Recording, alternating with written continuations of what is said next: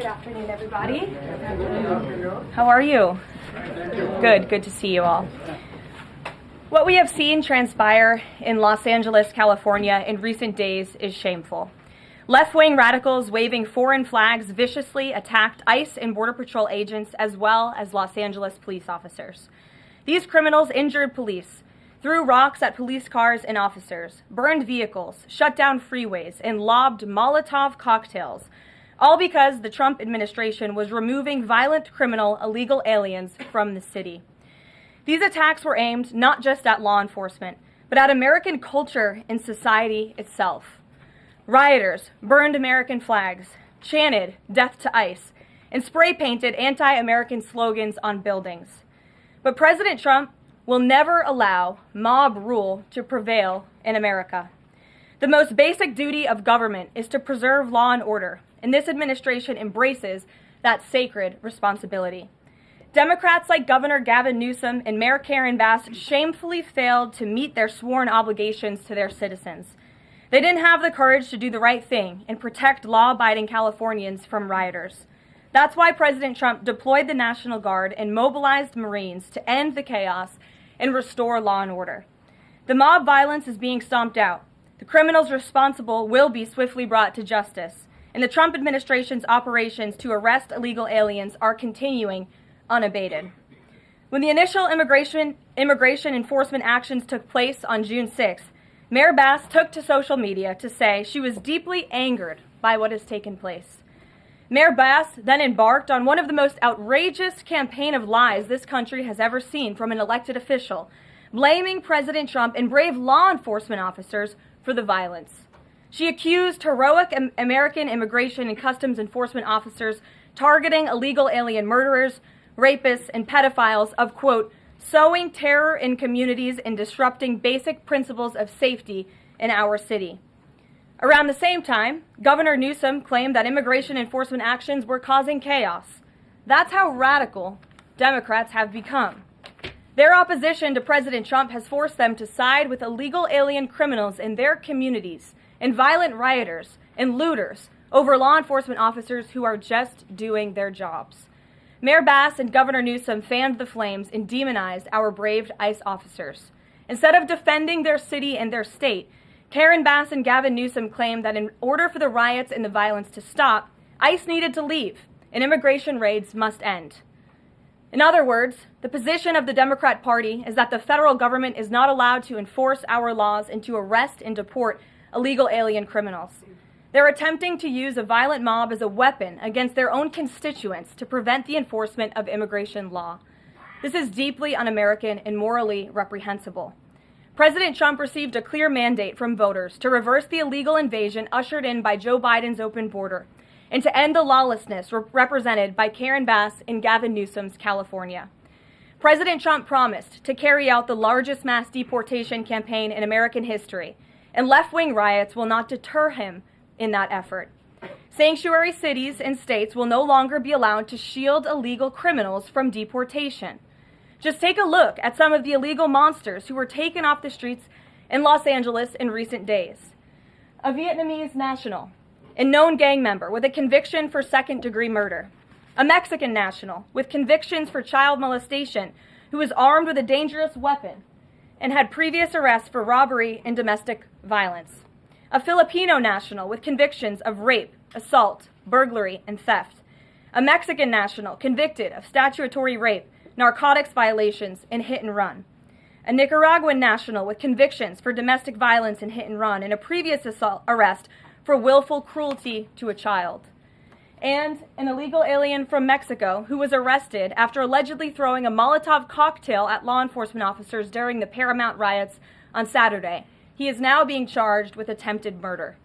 Law-abiding American citizens do not want these public safety threats living in their communities, no matter what Democrats like Karen Bass and Gavin Newsom may claim. And let this be an unequivocal message to left-wing radicals in other parts of the country who are thinking about copycatting the violence in an effort to stop this administration's mass deportation efforts. You will not succeed. Any lawlessness will only strengthen this president's resolve to defend the majority of Americans who want to live their lives peacefully, free from the fear of violent criminal illegal aliens. As President Trump said, order will be maintained and illegal aliens will be expelled from our country. In economic news, the latest Consumer Price Index inflation report came in today below expectations again. Since President Trump took office, inflation has come in below economics expectations every single month. Core inflation held steady and remains at the lowest level since March of 2021. Wage growth remains strong. The average private sector worker is on track to see their real earnings increase by around $1,200 adjusted for inflation. And prices continue to fall for everyday Americans. Energy prices fell from April to May. Gasoline has fallen each month since President Trump took office, down 12% over the past year. And prices for meat, poultry, eggs, and fish are all down from April to May as well. Under President Trump's strong leadership, America is beating Joe Biden's record-high inflation crisis. And once the One Big Beautiful Bill passes, our economy will boom like never before. This bill is the largest tax cut for middle-class Americans in history. The One Big Beautiful Bill gives a 15% tax cut to working Americans and families. We'll see increased take-home pay of $10,000 per year. The One Big Beautiful Bill expands the child tax credit to $2,500 for more than 40 million American families with children. And the One Big Beautiful Bill cuts taxes for overtime workers, saving them nearly $2,000 per year, and ends taxes on tips, saving tipped workers nearly $2,000 per year as well. All of these provisions are broadly popular with an overwhelming support from the American people. We need Republicans in Congress to finish the job and send the One Big Beautiful Bill back to President Trump's desk for his signature as soon as possible. With that, we'll get to questions. I'm sure you have many of them today. Here in our new media seat is Elizabeth Mitchell, the White House correspondent for the Daily Signal, who's not afforded a seat in this room, but today she is. Thank you, Elizabeth. Thank you so much, Caroline. I have two questions, if that's okay. First, a few Republicans on Capitol Hill are suggesting that President Trump scale back deportations, even as ICE is reportedly gearing up for raids in 5 more Democrat-led areas. Would anything dissuade President Trump, and would he consider sending in Marines if anti-ICE violence occurs in these cities?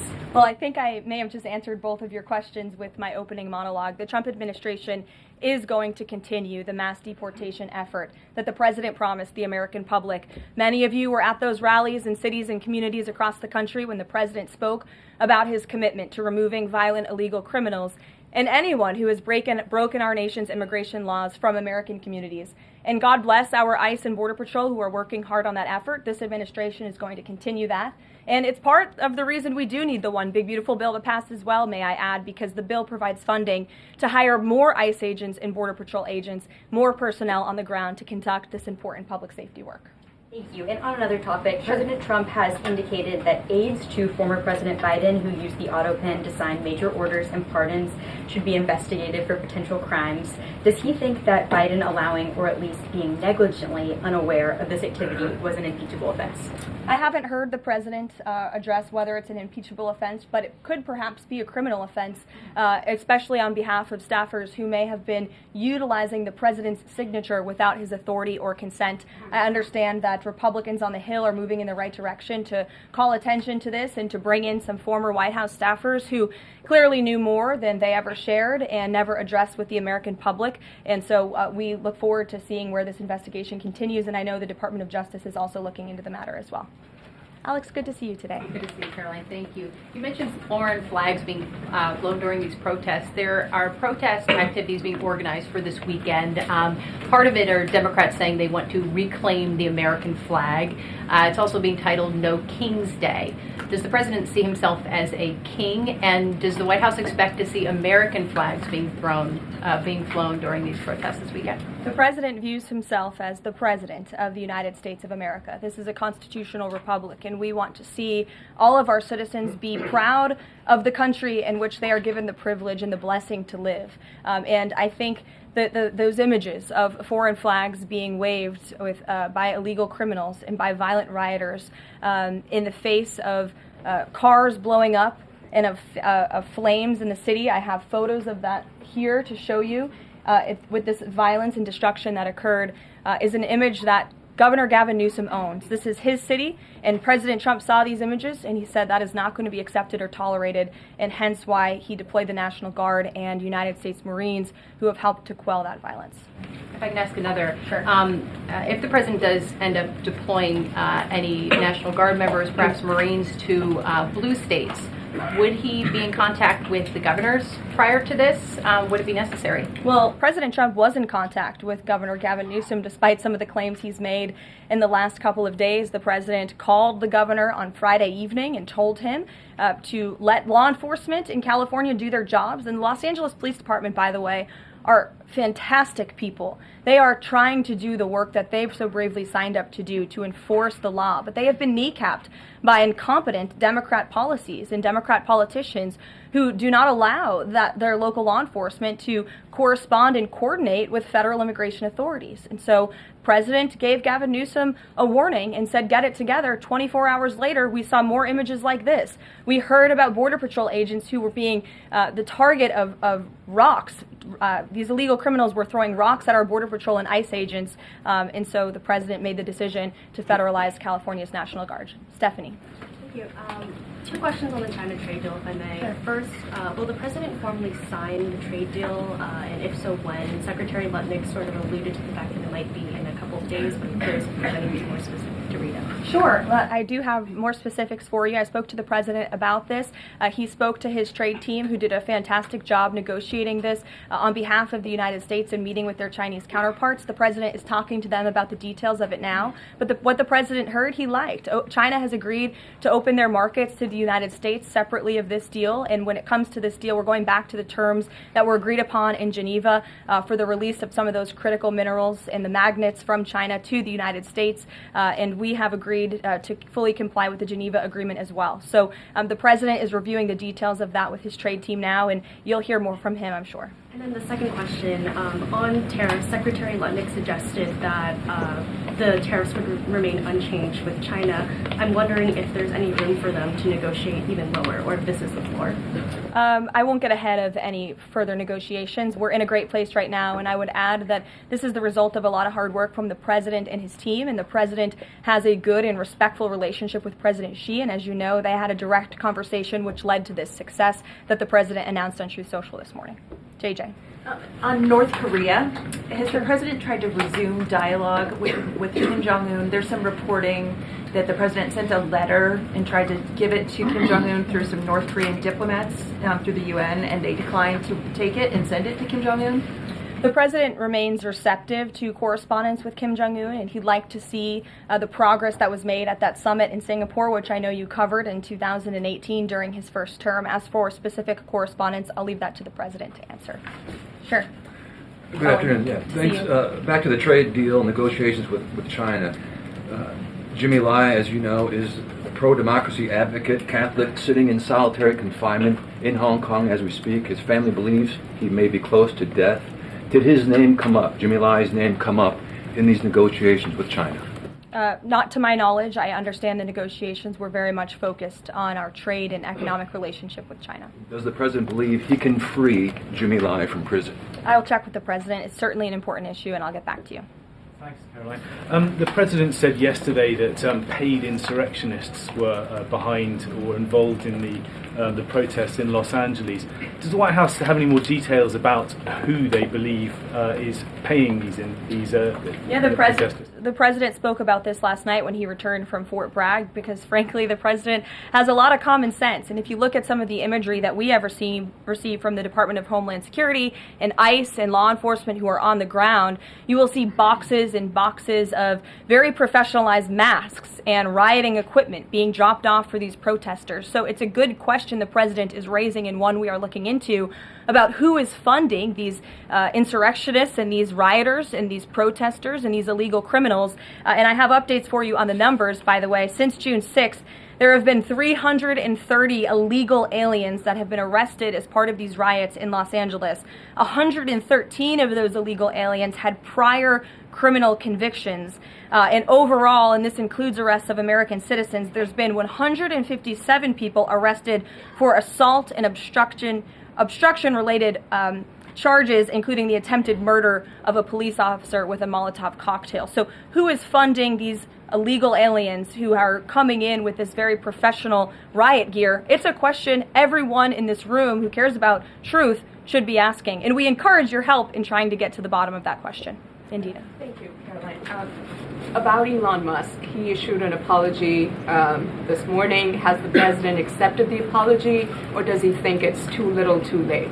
The president acknowledged the statement that Elon put out this morning, and he is appreciative of it, and we are continuing to focus on the business of the American people. And has the administration started a review of Musk's government contracts, something that the president said he's considering?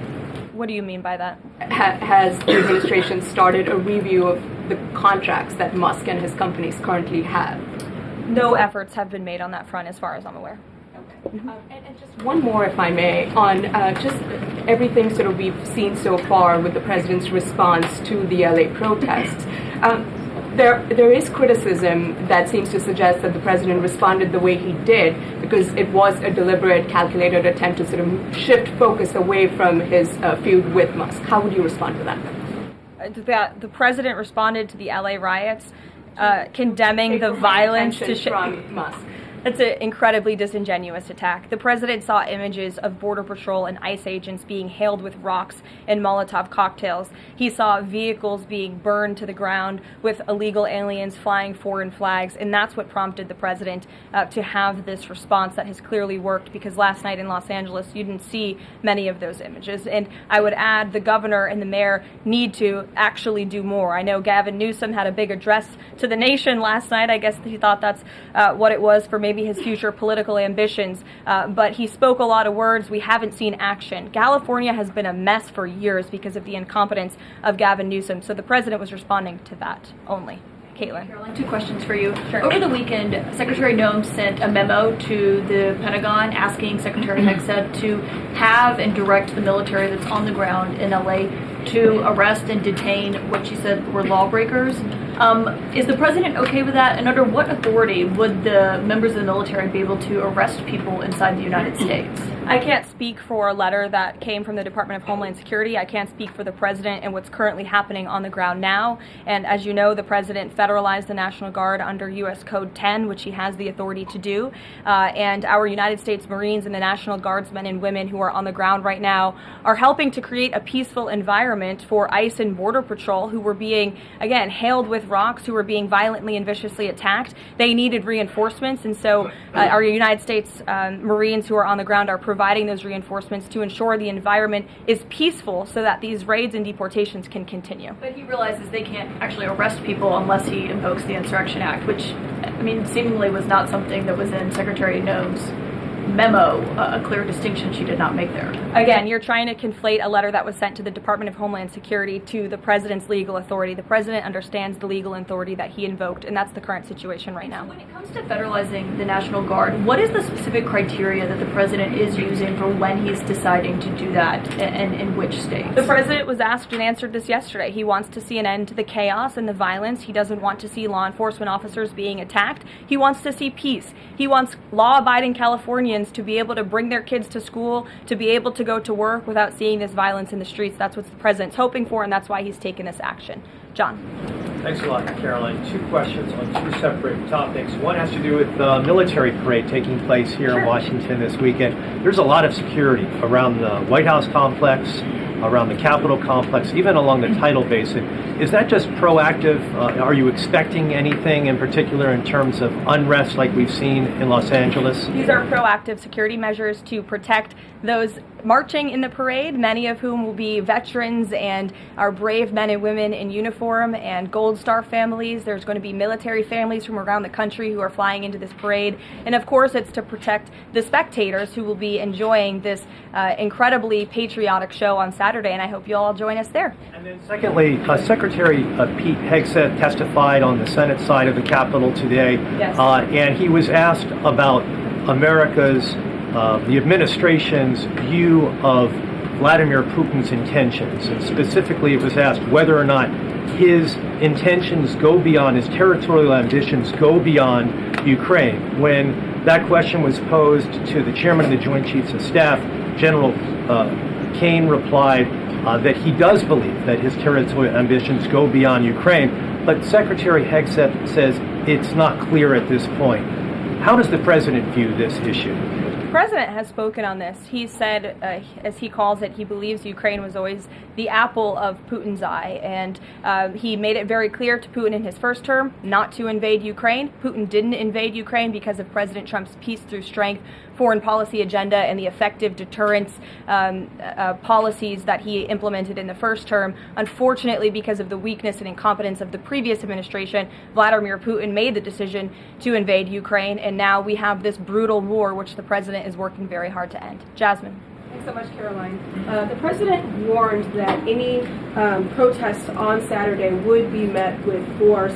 Can you clarify what kind of protest President Trump does support or find acceptable? The president absolutely supports peaceful protests. He supports the First Amendment. He supports the right of Americans to make their voices heard. He does not support violence of any kind. He does not support assaulting law enforcement officers who are simply trying to do their job. It's very clear for the president what he supports and what he does not. Unfortunately for Democrats, that line has not been made clear, and they've allowed this unrest and this violence to continue, and the president has had to step in. What question? So if there were peaceful protests on Saturday for the military parade, President Trump would allow that?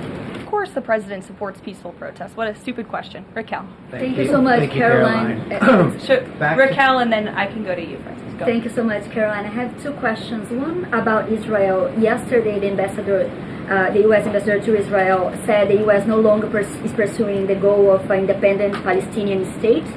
Can you confirm that the president is no longer supporting a two-state solution? And is President Trump considering diplomatic action against countries who takes action against Israel during next week UN conference?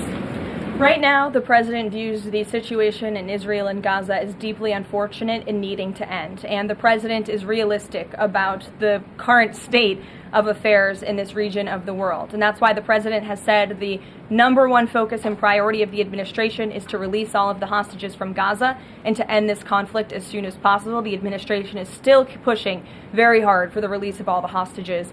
And as for what happens next, clearly Gaza is an uninhabitable place. It needs to be rebuilt with the help of our Arab partners, and the president wants to see that happen as well. Take a couple more. Just one on the G7 engagement. President Trump is traveling there on Sunday. Other presidents beyond the G7 leaders are also going. President Lula from Brazil, President Sheinbaum from Mexico, and President Zelensky from Ukraine are also going. Do you have confirmation if President Trump is meeting any other leaders on the sideline of the G7? Yes. To know about the Lula engagement.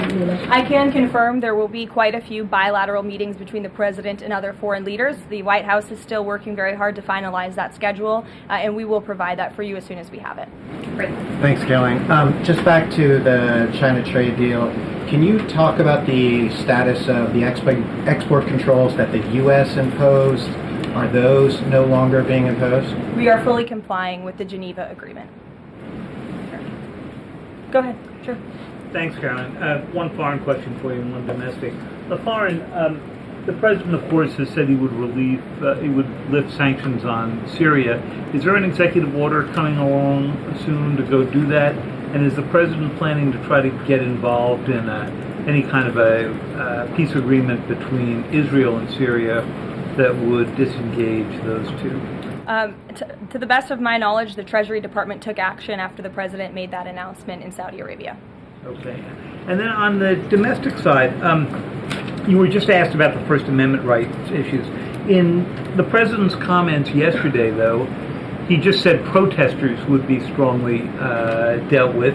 In your list before, you referred to insurrectionists, rioters, and protesters together. Obviously, they're quite different from your earlier answer. I'm struck by the fact that the president has not at any point said the most important thing here is to protect the First Amendment rights of peaceful protesters. So I'm wondering, where in his hierarchy of interests does he place that? Is the First Amendment protection the most important? Is stopping violence most important? Why is he not out saying all peaceful protesters will be protected? I think two things can be important at the same time. And the president, as I just answered, supports the right of Americans to peacefully protest. He supports the First Amendment. But that is not the majority of the behavior that we have seen taking place in Los Angeles. We have seen mobs of violent rioters and agitators assaulting law enforcement officers, assaulting our federal immigration authorities. And we have seen, as I said, this goes back to what this administration is trying to do and accomplish, and that's enforcing law and order in our nation's communities. And it's removing public safety threats from communities in Los Angeles. You're saying the majority have not been peaceful, the majority have been violent. I just read for you the arrest numbers. We've arrested nearly 400 illegal aliens alone, just illegal aliens who have been arrested in these riots since June 6th, since they began. Thousands of people on the streets. Yeah, and we've had hundreds of people who have assaulted law enforcement officers. Are you saying that that's that's appropriate behavior? No, Are you no, saying I'm not that saying the that at all. president I'm shouldn't just take trying action? to figure out. The Democrat governor and the Democrat mayor of Los Angeles have failed their citizens. And the majority of Americans, the majority of Californians do not want to see law enforcement officers being assaulted in the streets. And thankfully, the president took action and stepped in to protect our federal law enforcement agents, to protect federal buildings, to protect the federal mission of deporting illegal criminals off of our streets. And that mission will continue every day as far as we're concerned. Thank you, guys.